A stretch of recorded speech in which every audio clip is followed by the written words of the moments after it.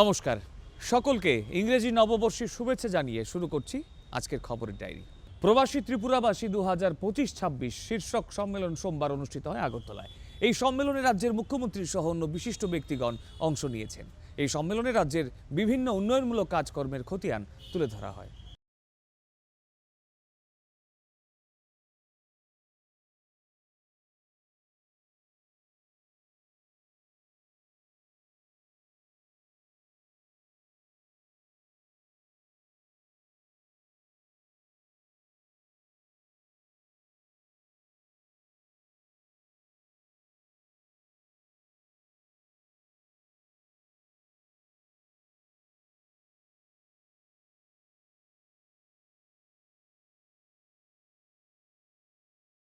এখানে আপনারা শুনে খুশি হবেন যে গতকালই আমাদের সম্মানিত চিফ সেক্রেটারি মহোদয় উনাকে চান্স দিল। কি চান্স দিল? যে কিভাবে আপনারা এই যে বিজনেস রিফর্মস এন্ড রিরেগুলেশন করেছেন, ত্রিপুরাকে একটা মডেল হিসাবে 35টা রাজ্যের মধ্যে উনাকে চান্স দিল মাননীয় প্রধানমন্ত্রী। যে আপনি বলুন কিভাবে এটা সম্ভব হলো। আমরা উদ্যোগ সমাগম 2024-25 Tripura has been honored with the prestigious Top Achiever Award for implementing Business Reform Action Plan with 100% success. ওই ইচ্ছে থাকলে অনেক কিছু করা যায় এবং এত বড় একটা টিম আজকে আমি দেখলাম। আপনাদেরও তো দায়িত্ব আছে ত্রিপুরাকে শ্রেষ্ঠ বানানোর জন্য, new Tripura.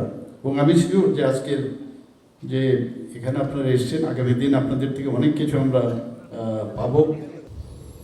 Actually, I was supposed to attend this program, but as I am in Delhi to attend the Chief Secretary's conference chaired by Honorable Prime Minister, I am not able to attend. This is the second Pravasi Tripuravasi program organized by the TIFT. Last year we had the event online, and seeing the tremendous success, this event has been organized physically. First of all, I would like to thank Honorable Chief Minister for conceptualizing this event. জল, হাওয়া, রাজ্যকে এখনো আপনাদের হৃদয়ে লালন করেন সেই state in Dharti, Aba and P. What a wonderful platform this is with us, Mr. J.R. Ragul. Already তৈরি করেছেন আমাদের ভিশনারি লিডার।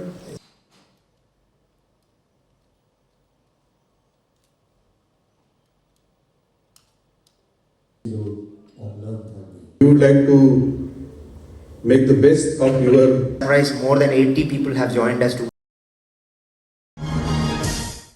জনগণের পরিকল্পনা অভিযান শীর্ষ এক কর্মশালা অনুষ্ঠিত হয় সোমবার আগরতলার এডি নগরের গ্রাম স্বরাজ ভবনে। এর সূচনা করেন পঞ্চায়েত মন্ত্রী কিশোর বর্মন। এতে বিধায়ক প্রমোদ রিয়াং সহ অন্য বিশিষ্ট ব্যক্তিবর্গ উপস্থিত ছিলেন।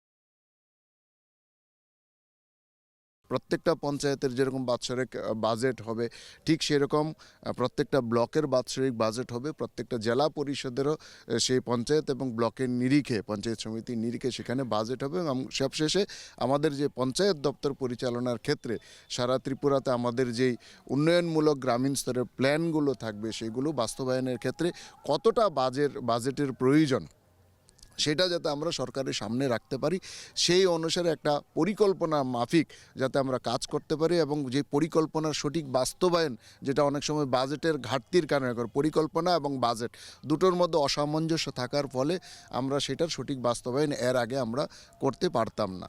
তো সেটার যাতে না থাকে তার জন্য আমরা প্রথম এই প্রক্রিয়া শুরু করেছি।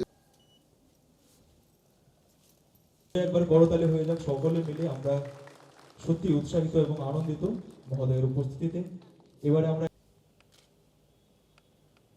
সম্মানিত অতিথিদের বরণ করে নেব। ত্রিপুরার যে স্কেলিটন স্ট্রাকচার, যেটার উপর ভিপিডিপি, বিপিডিপি এবং ডিন্দু দাস মহোদয় আজকের এই তার জন্য মহোদয়। উপস্থিত আছেন খোয়াই জেলা পরিষদ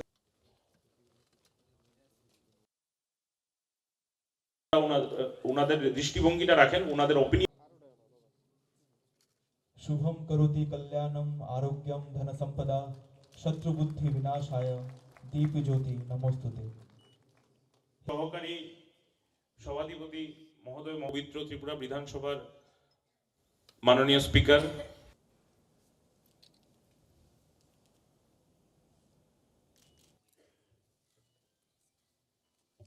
শ্রী দেবল দেব রায় মহোদয়, উপস্থিত আছেন পশ্চিম ত্রিপুরা জেলা, উপস্থিত আছেন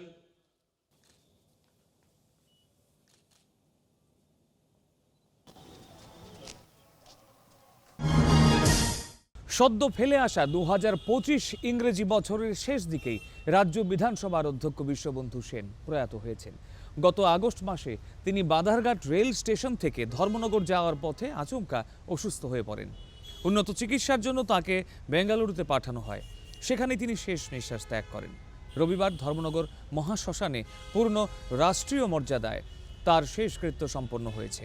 হাজারো মানুষের চোখের জল ও ভালোবাসায় সিক্ত হয়ে চিরবিদায় নিলেন বিধানসভার অধ্যক্ষ বিশ্ববন্ধু সেন।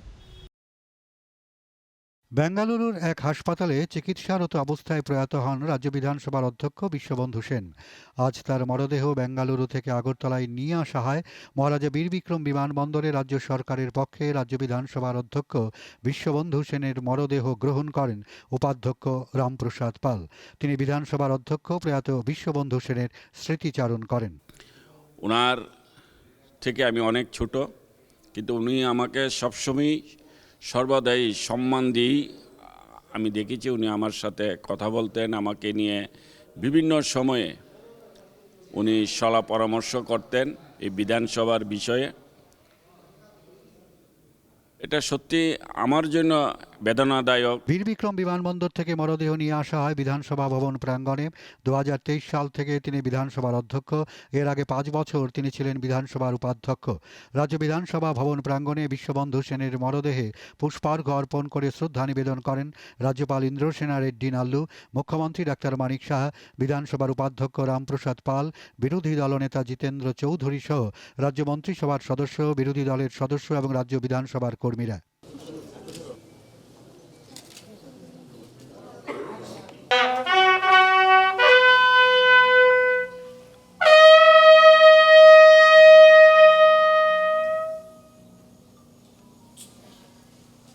প্রয়াত বিশ্ববন্ধু সেনকে দক্ষ রাজনীতিবিদ হিসেবে উল্লেখ করলেন রাজ্যপাল ইন্দ্রসেনা রেড্ডি নাল্লু।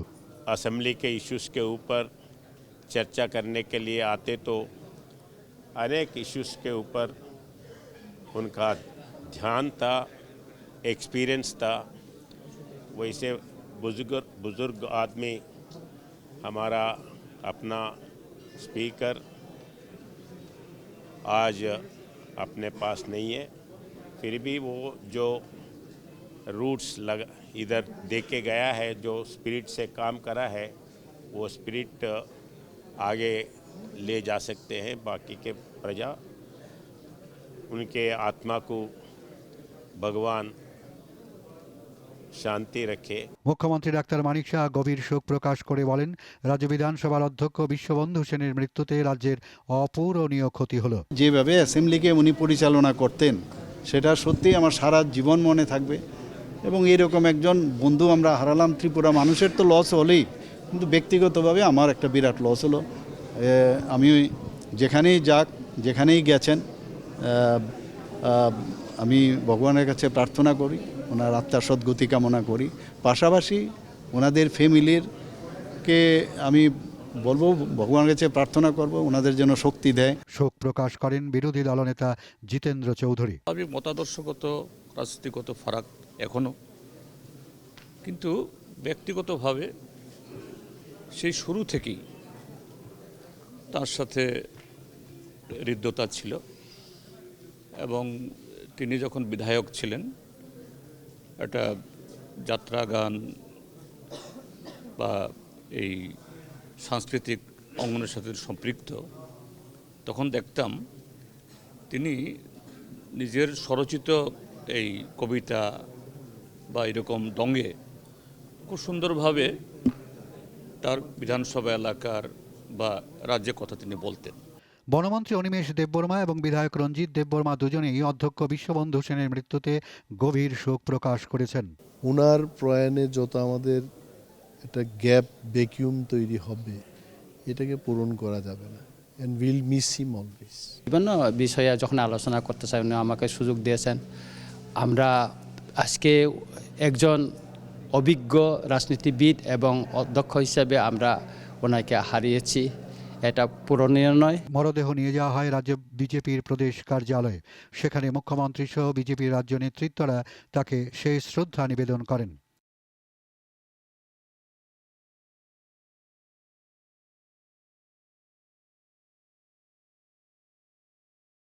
গত 8 আগস্ট আগরতলা থেকে ধর্মনগর যাওয়ার পথে আচমকাই গুরুতর অসুস্থ হয়ে পড়েন বিশ্ববন্ধু সেন। শুক্রবার রাত 3:30 নাগাদ লড়াই শেষ হয় এই দাপুটে নেতার। বিশ্ববন্ধু সেনের রাজনৈতিক জীবন ছিল অত্যন্ত ঘটনাবহুল এবং বর্ণময়।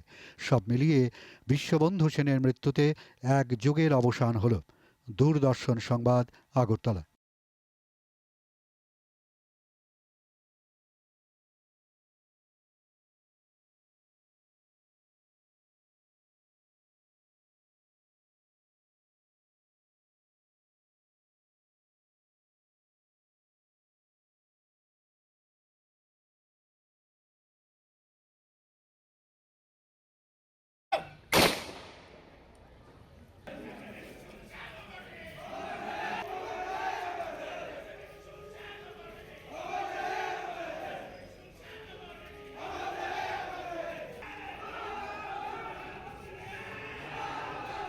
যে ওনার যে স্মৃতি, উনি যে কাজকর্ম করে গেছে সেগুলো আমরা স্মরণ রেখে ওনাকে স্মরণ রাখবো এবং ওনার কাজকর্ম দেখে অনুপ্রাণিত আমরা হয়েছি।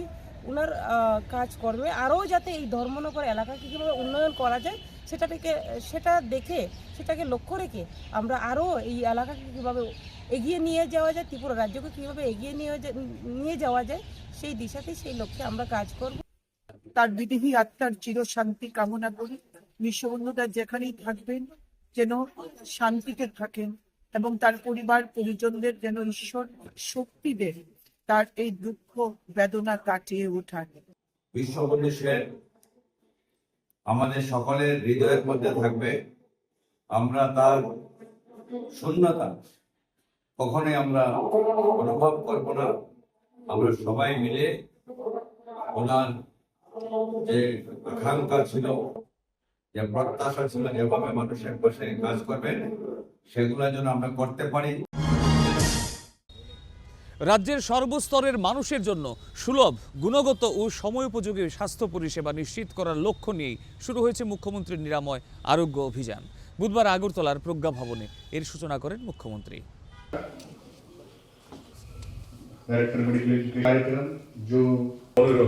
প্রথম রাউন্ড অভিযানের उद्बोधन करছে मेडिकल ऑफिसर्स सीएचओ आपके हाथ से हैंडल होंगे। आपको अर्ली स्टेज সূচনা ঘোষণা করবে। সবাই মিলে একবার করতালি দিয়ে এই যে প্রোগ্রাম আজকে এখানে আমরা আজকে থেকে এটা শুরু হলো, সেটা কিন্তু ওনাদের উপর ডিপেন্ড করে। ওনারা সবাই মিলে, সিএচও যারা আছেন তাদের মিলে, সবাই মিলে যদি এটাকে আমরা একটা মিশন মোডে যদি, যেখানে 3 বছরের জন্য বলা হয়েছে, 3 বছরের মধ্যে এটা কমপ্লিট করবে। এবং আশা করি আমাদের এখানে যেভাবে যতগুলো প্রোগ্রাম আমরা এখন অবধি আমরা নিয়েছি, সবকটা প্রোগ্রামে কিন্তু আমরা দেখেছি আমরা কিন্তু সাকসেসফুল।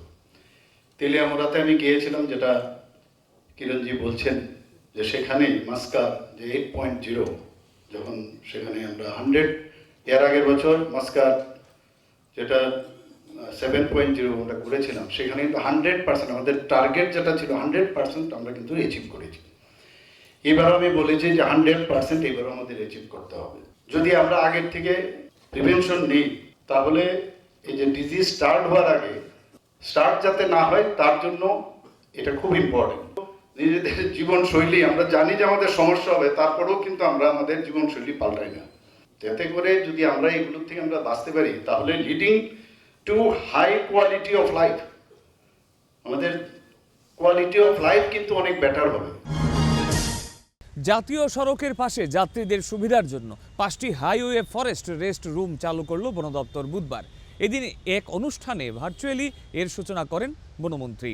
উপস্থিত ছিলেন মুখ্য বন সংরক্ষক সহ অন্য পদস্থ আধিকারিকগণ।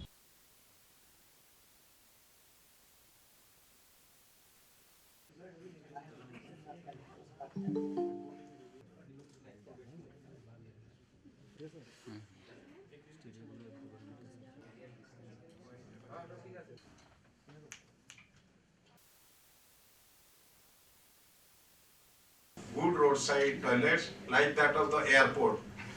So initially we started, we thought of let there be 5 so that we can increase that to more.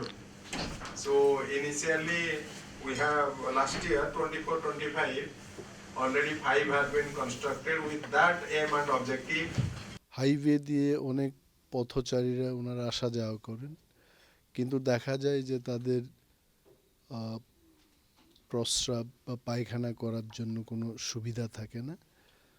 তো দপ্তরের থেকে আমরা শুরু করলাম যে পথচারীরা যেন এই ধরনের সুবিধা পায়।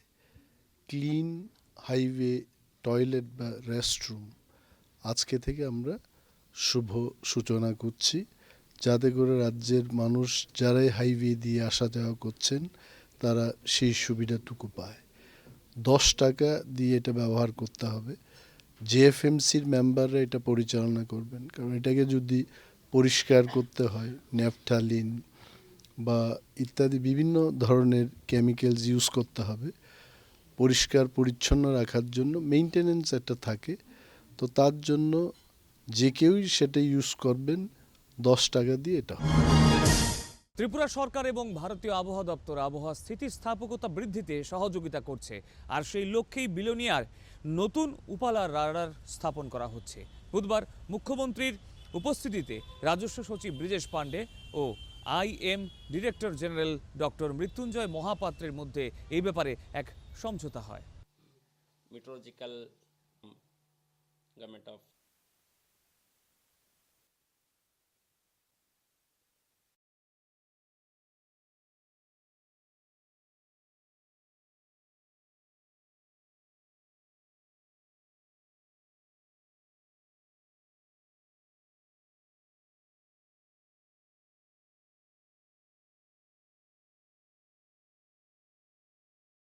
त्रिपुरा में सेकेंड डॉप्लर रडार बेलोनिया में स्थापन करने के लिए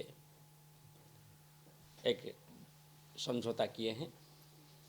मैं आप सभी के माध्यम से ऑनरेबल चीफ मिनिस्टर साहब को और एंटायर गवर्नमेंट ऑफ त्रिपुरा को कृतज्ञता ज्ञापन करना चाहता हूं, धन्यवाद देता हूं कि उनकी सहायता में हमको जो ज़रूरत था ऐसे लैंड बेलोनिया में उपलब्ध हुआ।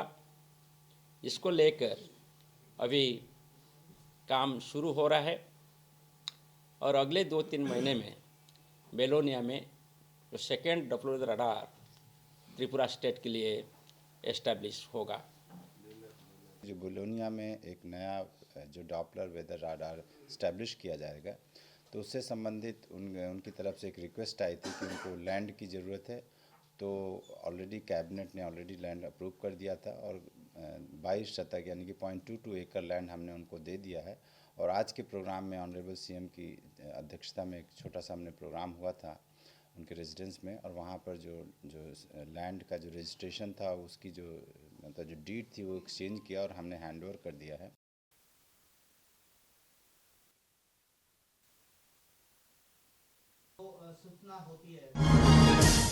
রাজ্যের আর্থিক পরিকাঠামোকে শক্তিশালী করতে আগর চাষের উপর জোর দিচ্ছে সরকার, আর সেই লক্ষ্যেই ধলাই জেলার অভিরাম পাড়ায় 5 হেক্টর এলাকা জুড়ে আগর বাগান করেছে বন দপ্তর।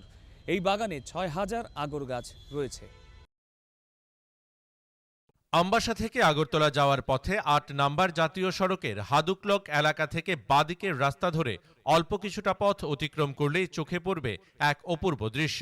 18 মোড়া পাহাড়ের কোলে মাথা তুলে দাঁড়িয়েছে প্রচুর সংখ্যক আগর গাছ। বন দপ্তরের আমবাসা রেঞ্জের আওতায় ক্যাম্পা প্রকল্পে 2023-24 অর্থ বছরে গড়ে তোলা হয় এই আগর বাগান। এর রক্ষণাবেক্ষণের দায়িত্বে রয়েছে নাইকাহাম জয়েন্ট ফরেস্ট ম্যানেজমেন্ট কমিটি। বর্তমানে বাগানটিতে 6000 আগর গাছ রয়েছে বলে জানান বন দপ্তরের কর্মী হারাধন পাল।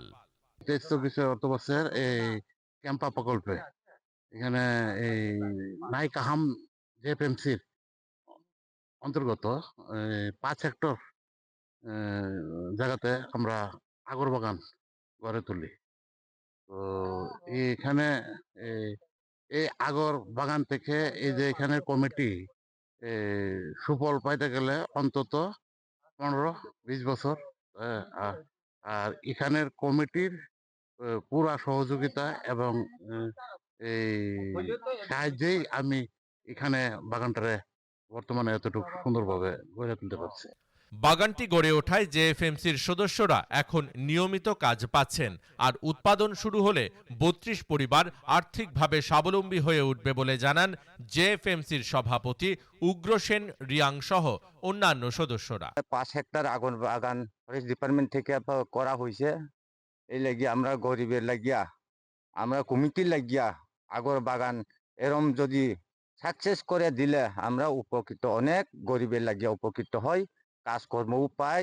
এই লাগিয়া আমরা সবচেয়ে ফরেস্ট ডিপার্টমেন্ট কাজ করি, ফরেস্ট ডিপার্টমেন্টের লিঙ্ক আছে। আমরা 5 হেক্টর বাগান প্রস্তারাও খেরিম আগর বাগান বদিকে চুংদি ক্রিমা গরি গছা মানত্রে ওয়া বদিকে প্রস্তারাও খেরি থৌচুং ন চিনি ক্রিমানি উন্নতি উংচুং। আগর চাষ অর্থনৈতিকভাবে খুবই লাভজনক, আর কেন্দ্র ও রাজ্য সরকারের লক্ষ্য সকল অংশের মানুষকে বিভিন্ন দপ্তরের মাধ্যমে স্বাবলম্বী করে তোলা। এই আগর বাগান তারই উজ্জ্বল দৃষ্টান্ত, তা বলাই যায়। আমবাসা থেকে মনীষ চক্রবর্তীর রিপোর্ট, দূরদর্শন সংবাদ, ত্রিপুরা। পিআর পাবলিকেশনের 5টি নতুন বইয়ের আবরণ উন্মোচিত হয় বৃহস্পতিবার। আগরতলার রবীন্দ্র শতবার্ষিকী ভবনে আয়োজিত এই অনুষ্ঠানে উপস্থিত ছিলেন রাজ্যপাল। এই অনুষ্ঠানে বই নিয়ে আলোচনা করেন লেখকরা।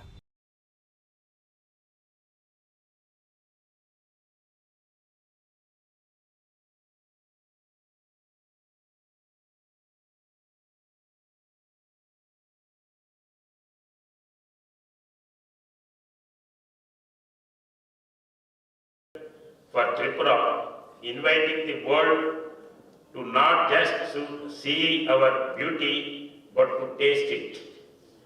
The other book, Learn Bangla in Telugu, addresses a fundamental yet glorious aspect of India.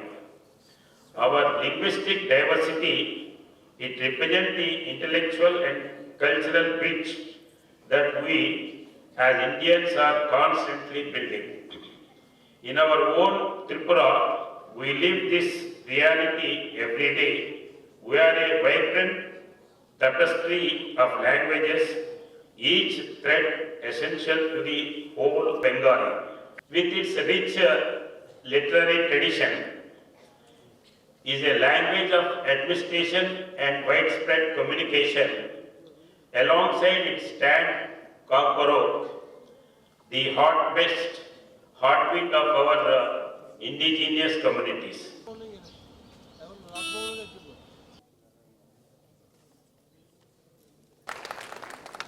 At least 100 such recipes.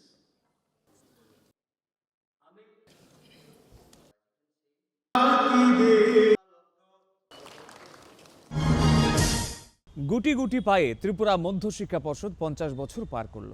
বৃহস্পতিবার আগরতলার নজরুল কলাক্ষেত্রে এই উপলক্ষে আয়োজিত সুবর্ণ জয়ন্তী অনুষ্ঠানের সূচনা করেন মুখ্যমন্ত্রী। অনুষ্ঠানে মধ্যশিক্ষা পর্ষদের সুবর্ণ জয়ন্তী বর্ষের স্মরণিকার আবরণ উন্মোচন করা হয়।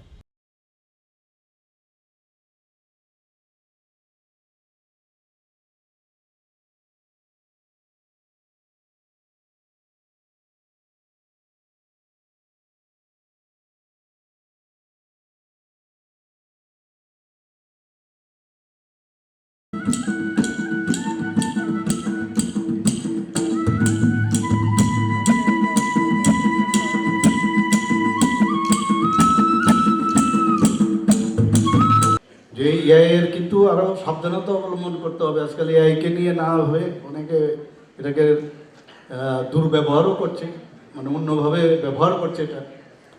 তো সেই দিকে আমাদের ন্যাচারালি আমাদের নজর রাখতে হবে। আমাদের সরকার তো করছে, সব মানুষই এডুকেশন সেক্টরে এটা একটা বিরাট বিষয়। আমি তো এআইকে নিয়ে আজকে এখানে যারা স্টুডেন্টরা আছে তারা যদি এটাকে ব্যবহার করে প্রকৃত অর্থে, এখন আমাদের 4G 5Gর মধ্যে এআই কিন্তু চলে এসছে এখন সব জায়গার মধ্যে, সাথে সাথে স্ক্রিন করে তার মানে তাকে প্রসেস করে আমাদের কাছে দিয়ে দিচ্ছে মুহূর্তের মধ্যে।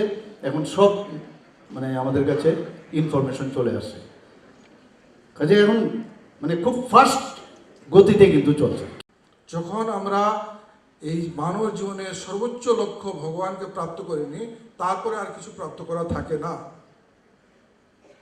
কিন্তু ওর পরেও যারা বিশিষ্ট ঠাকুরের মতো, স্বামীজি মতো লোক, ওই প্রাপ্ত করার পরেও তারা কর্ম করেন অপরের প্রাপ্তির জন্য, যাতে অন্যান্যরাও ওই লক্ষ্যটাকে প্রাপ্ত করতে পারে।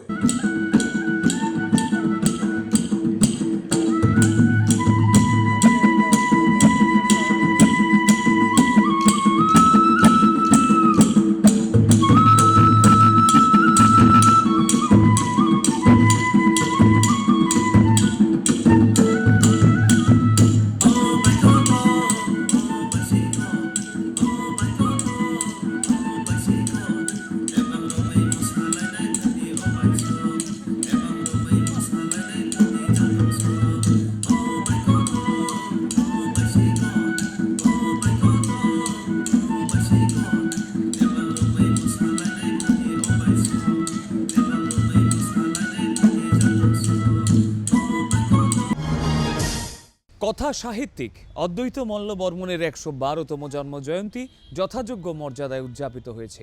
এই উপলক্ষে নলছর দশমী ঘাট ময়দানে শুরু হয়েছে ৩ দিনের অদ্বৈত মল্ল বর্মন উৎসব। এর সূচনা করেন মুখ্যমন্ত্রী। উপস্থিত ছিলেন উচ্চশিক্ষামন্ত্রী, তপশিলি জাতি কল্যাণ মন্ত্রী সহ অন্য বিশিষ্ট ব্যক্তিবর্গ।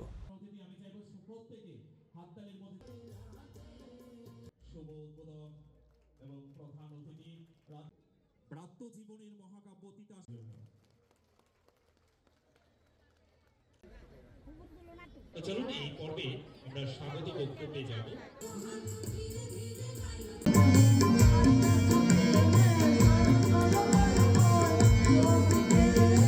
আমাদের সরকার মাননীয় প্রধানমন্ত্রীজি রাজনীতি কিন্তু করেন না, বারবার আমরা দেখেছি মানুষকে সম্মান দেওয়া। আপনারা ভাবুন